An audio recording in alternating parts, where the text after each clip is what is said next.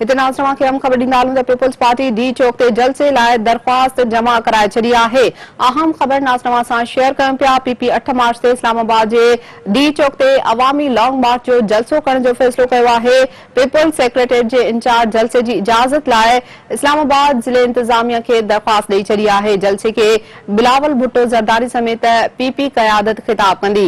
इहा अहम ख़बर नाज़रीन सां शेयर कयूं पिया। पीपल्स पार्टी डी चौक ते जलसे लाइ दरख़्वास्त जमा कराए छॾी आहे। पीपी 8 मार्च ते इस्लामाबाद जे डी चौक ते अवामी लॉन्ग मार्च जो जलसो करण जो फ़ैसिलो कयो आहे। नाज़रीन खे ॿुधायूं पिया पीपल्स सेक्रेटरीट जे इंचार्ज जलसे जी इजाज़त लाइ इस्लामाबाद ज़िले इंतज़ामिया खे दरख़्वास्त ॾेई छॾी आहे। वधीक नाज़रीन खे नाम ख़बर जे हवाले सां ॿुधायूं त जलसे खे पीपी चेयरमैन बिलावल भुट्टो ज़रदारी समेत ॿिया पीपी जा अॻवान ख़िताब कंदा। ब्रेकिंग न्यूज़ आहे नाज़रीन सां शेयर कयूं पिया। पीपल्स पार्टी डी चौक ते जलसे लाइ दरख़्वास्त जमा कराए छॾी आहे। इन हवाले सां ॿुधायूं पिया पीपी 8 मार्च ते इस्लामाबाद जे डी चौक ते अवामी लॉन्ग मार्च जो जलसो करण जो फ़ैसिलो कयो आहे।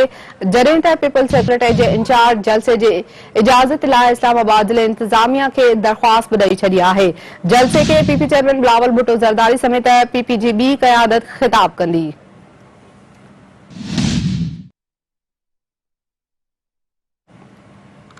अहम ख़बर नाज़रीन सां शेयर करे रहिया आहियूं। पीपी 8 मार्च ते इस्लामाबाद जे डी चौक ते अवामी लॉन्ग मार्च जो जलसो करण जो फ़ैसिलो कयो आहे।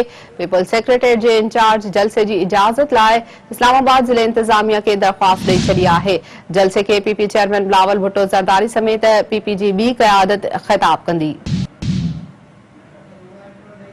पीपल्स पार्टी डी चौक ते जलसे लाइ दरख़्वास्त जमा कराए छॾी आहे। पीपी 8 मार्च ते इस्लामाबाद जे डी चौक ते अवामी लॉन्ग मार्च जो जलसो करण जो फ़ैसिलो कयो आहे। तफ़सील मालूम कयूं था इन हवाले सां इस्लामाबाद मां ब्यूरो चीफ गोहर घांगरो खां। गोहर, छा तफ़सील आहिनि, अपडेट कजो। जी, पाकिस्तान पीपल्स पार्टी पारां इस्लामाबाद इंतज़ामिया खे दरख़्वास्त कई आहे त डी चौक ते थियनि जलसे करण जी इजाज़त ॾिनी वञे।